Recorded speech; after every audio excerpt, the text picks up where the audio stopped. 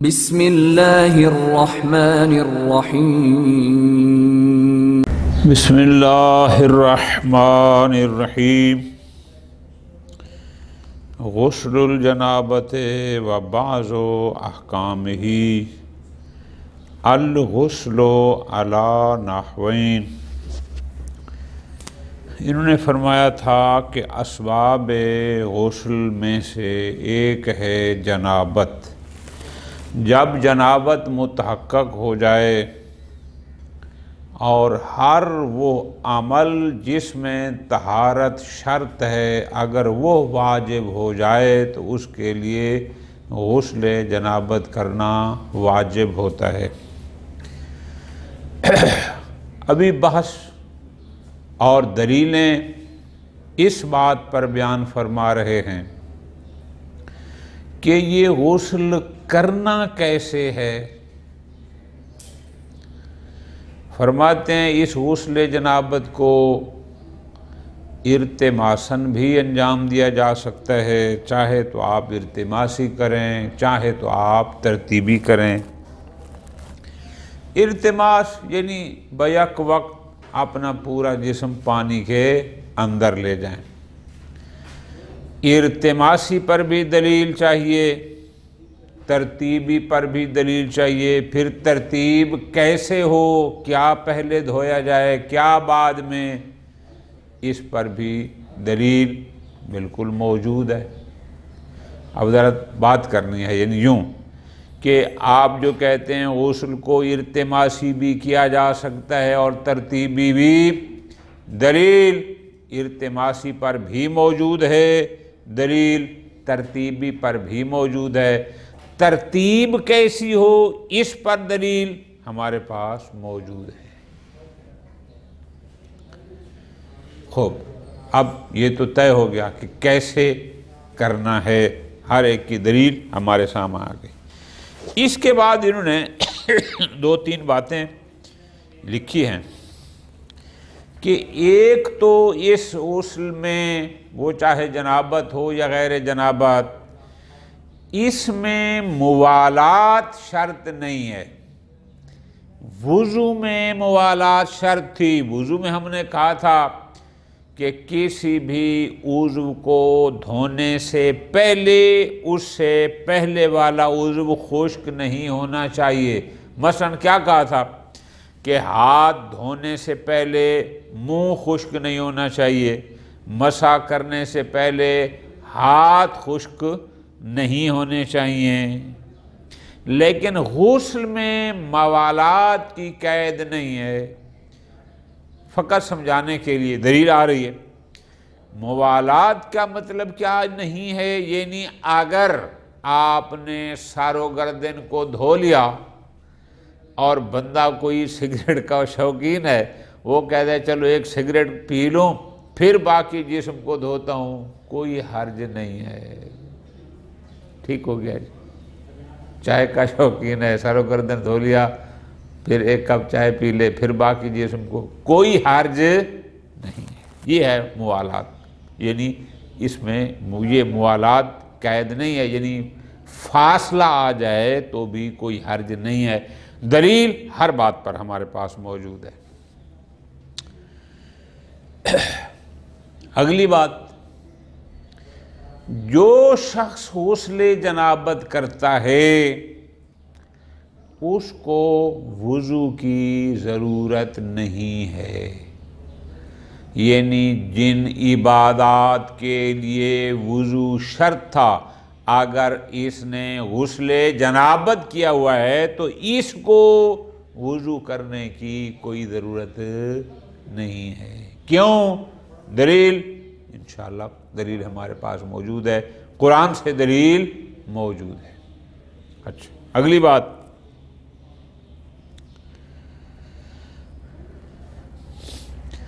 اگر ایک شخص کنفرم مجنب تھا، اب اس کو شک ہے اس بات کا کہ آیا میں نے غسل جنابت کیا یا نہیں کیا، یعنی اپنے مجنب ہونے کا یقین تھا لیکن غسل جنابت کرنے یا نہ کرنے میں وہ اس کو تردد کا شک ہے کہ غسل کیا یا نہیں کیا، حکم یہ ہے کہ وہ غسل کرے گا۔ یہ حکم ہو گیا۔ دلیل انشاءاللہ ہم دیں گے، ہر حکم پر دلیل، چونکہ یہ فقہ استدلالی ہے۔ اگلی بات، ایک شخص نے غسل کر لیا، یہ طے ہو گیا کہ اس نے غسل کیا ہے۔ اب غسل کرنے کے بعد اسی بندے کو شک ہے کہ غسل تو میں نے کیا ہے، اب پتہ نہیں وہ میرا غسل صحیح ہے یا صحیح نہیں ہے، یعنی غسل کرنے کے بعد صحت غسل میں اگر شک کو، کوئی دوبارہ غسل کی ضرورت نہیں ہے، وہی غسل جس کو شک ہے وہ صحیح ہے، یعنی دوبارہ کرنے کی ضرورت نہیں ہے۔ دلیل موجود ہے حدیث مبارکہ، انشاءاللہ ابھی ہم پڑھتے ہیں۔ ایک اور حکم، وہ حکم کیا ہے جی؟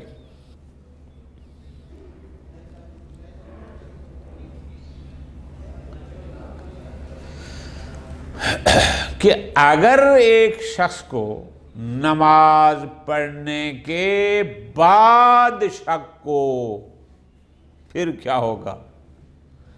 مجرم تھا، نماز پڑھ لی، نماز پڑھنے کے بعد ایک بندے کو شک ہے کہ پتہ نہیں میں نے پہلے غسل کیا تھا یا نہیں کیا تھا، انشاءاللہ اس کا حکم ابھی پڑھتے ہیں کہ جو پڑھ لی ہے وہ صحیح ہے، او قاعدہ فراغ کے تحت دلیل آ رہی ہے، لیکن جو اور پڑھنی ہے اس سے پہلے غسل کرنا ہوگا۔ بہرحال یہ ہو گئے سارے احکام۔ اب ان کو ترتیب یوں بنا لیں جیسے میں نے بیان کیا، علیحدہ کاغذ پہ لکھ لیں، پھر ہر حکم کی دلیل کیا ہے، جیسے ہمارا انداز ہے، ہر حکم کی دلیل انشاءاللہ قرآن اور حدیث سے پیش کرتے ہیں۔ غسل الجنابہ و بعض احکامی، یعنی پہلے یہ ہے کہ غسل جنابت کرنا کیسے ہے، دوسری بات چند احکام، سارے نہیں چند احکام اس کے۔ الغسل علی نحوین، غسل جنابت دو طریقے سے کیا جا سکتا ہے۔ ارتماسی، ایک ہے ارتماسی کہ یغمس فیہ جمیع البدن فی الماء دفعۃ واحدہ، اگر آپ فاعل بنائیں گے غاسل کو جو غسل کر رہا ہے، یا یغمس پڑھیں تو پھر جمیع البدن، کہ ارتماسی وہ ہے کہ پانی میں پورے بدن کو یک وقت ڈبوئے، یعنی اس کا سارا بدن پانی میں جائے۔ دفع عرفیہ اس لیے کہا ہے کہ دفعتاً حقیقی یا ممکن نہیں ہوتا۔ انسان جب پانی میں مثلا جائے گا، چاہے دریا میں جائے، سمندر میں جائے، تو اس کے بدن کا کچھ حصہ تو ہوگا نا جو پہلے جائے گا، کچھ بعد میں جائے گا۔ عرفیہ یہ ہے کہ یہ پانی میں اس انداز میں دے کہ دیکھنے والا کہے کہ اس نے بس ایک ہی وقت میں پانی میں اپنے آپ کو ڈبو دیا، ٹھیک، یہ ہو گیا ارتماسی۔ اور دوسرا ہوتا ہے ترتیبی، یغسل فیہ الراس والرکبہ، کہ پہلے اس میں سر و گردن کو دھوتا ہے، ثم الطرف الایمن، پھر دائیں سائیڈ کو، پھر بائیں سائیڈ کو۔ خوب، یہ ہوگی دو باتیں، یہ تو ہو گئی کیفیت کہ غسل کرنا کیسے ہے، یا ارتماسی کرنا ہے یا ترتیبی۔ اب جو ترتیبی کر رہا ہے، چونکہ ارتماسی میں تو موالات، عدم موالات کا تصور نہیں ہے، وہ تو بیک وہ سارا جسم پانی میں چلا گیا۔ ترتیبی میں لا تعتبر الموالات، نہ اس میں کوئی موالات شرط ہے کہ پے در پے تین اوشوں کو دھوئے اور پہلے خوش نہ ہونے پہ، نہ۔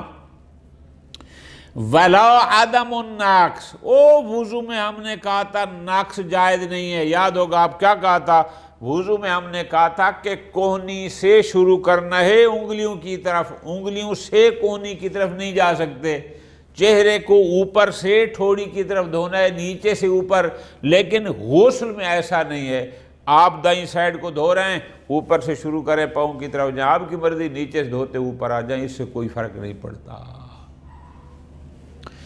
بل فی کل غسل، نہ فقط غسل جنابت، کوئی بھی غسل ہو، نہ اس غسل میں نہ موالات شرط ہے اور نہ ہی یہ شرط ہے کہ اس میں یعنی وہ عدم النقص، نہ یہ کوئی شرط نہیں ہے، آپ چاہیں تو اوپر سے نیچے نیچے سے اوپر دھو سکتے ہیں۔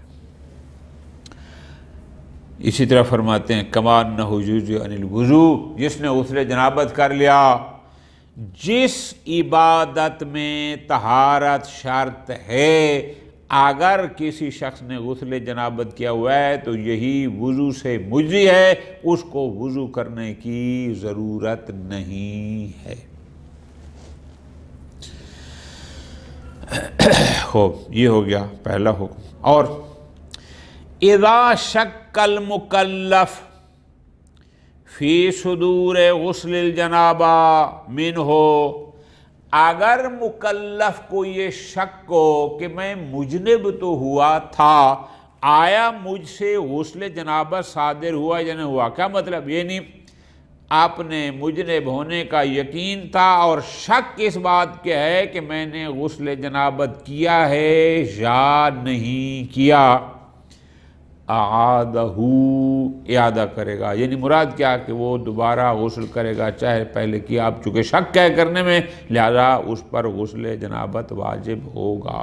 ایک نمبر دو، دوسرا شک، اذا شک فی صحتہ بعد الفراغ منہ، غسل کیا ہے، غسل مکمل کرنے کے بعد اب شک کرتا ہے فی صحتہ کہ غسل تو میں نے کیا ہے، پتہ نہیں میرا غسل صحیح ہے یا نہیں ہے، بنا علی صحت، وہ کہے گا کہ انشاءاللہ میرا غسل صحیح ہے۔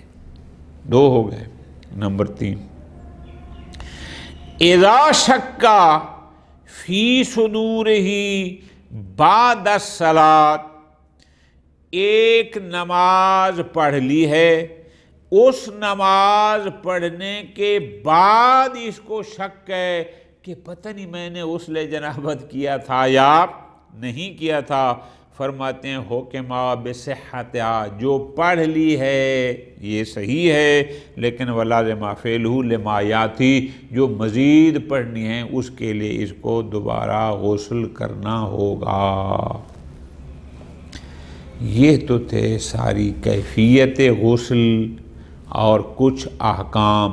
اب ہمیں ان میں سے ہر بات پر دلیل، یعنی مراد کیا، ہمیں دلیل چاہیے کہ غسل التماسی بھی ہوتا ہے، ہمیں دلیل چاہیے کہ غسل ترتیبی بھی ہوتا ہے، ہمیں دلیل چاہیے کہ اس میں موالات شرط نہیں ہے، ہمیں دلیل چاہیے کہ اس میں نقص جائز ہے، ہمیں دلیل چاہیے کہ غسل وضو سے کافی ہے۔ اسی طرح جو تین قسم کے شک تھے، فرماتے ہیں والمستند فی ذالک، یہ جو ہم نے غسل کے دو طریقے بیان کیے اور اس کے بعد چند ایک احکام، ہر ایک کا مستند دلیل کیا ہے، کس بنیاد پر ہم نے یہ بات کی ہے؟ جواب، سب سے پہلے ہم نے کہا ہے کہ غسل ارتماسی بھی ہوتا ہے۔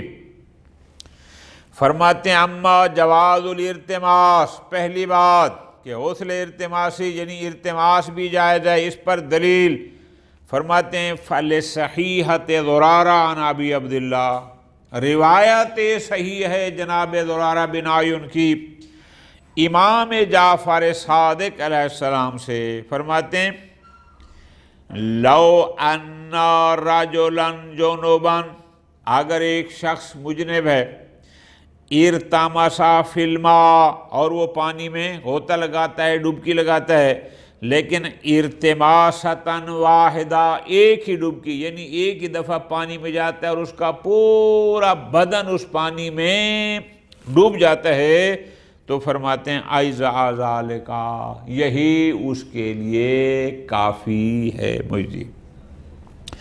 وَإِن لَمْ يَدْلُقْ جَسَدًا، چاہے اس نے اپنے ہاتھ کو دالک یعنی ہاتھ ساتھ نہیں مارا جسم پر، جیسے ہاتھ پھیرنا پھرنا اس نے نہیں بھی کیا، بس ایک ہی دفعہ پانی میں گیا، پورا جسم اس کا پانی میں ڈوب گیا اور پھر نکلا، یہی کافی ہے۔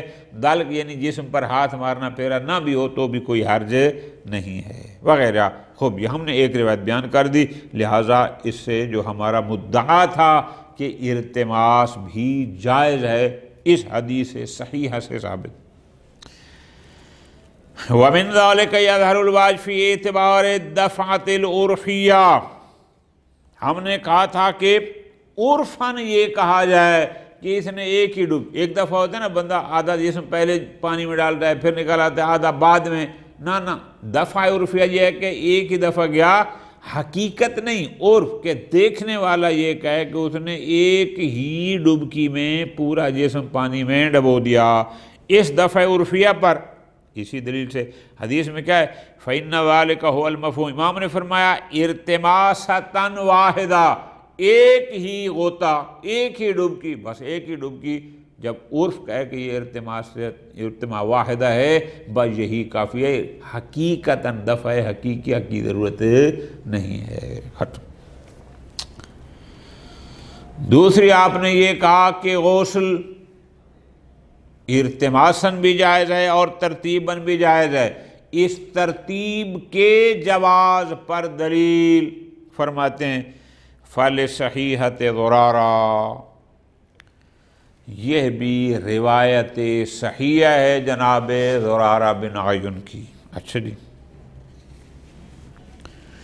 قلت، وہ فرماتے ہیں کہ میں نے سوال کیا کیفَ یغتسل الجنوب، کہ جو مجنب شخص ہے یہ غسل کیسے کرے گا؟ فقال، اب اس لفظ پہ یادنا قال کا ہے، اس کالا کا قائل کون ہے اس کا نام نہیں ہے، کہ آیا امام صادق علیہ السلام ہیں یا امام محمد باقر علیہ السلام ہیں، اس کا ذکر نہیں ہے، بس اتنا ہے کہ قال، میں نے سوال کیا، اس نے کہا ان لم یکن اصاب کفہ شیء، جب میں نے سوال کیا کہ مجنب غسل کیسے کرے گا تو انہوں نے جواب میں فرمایا ان لم یکن اصاب کفہ، اگر اس کے ہاتھ پر کوئی شے لگی ہوئی نہیں ہے، مراد کیا ہے کہ اگر اس کا ہاتھ یعنی ہتھیلی نجس نہیں ہے پاک ہے، پھر کیا کرے؟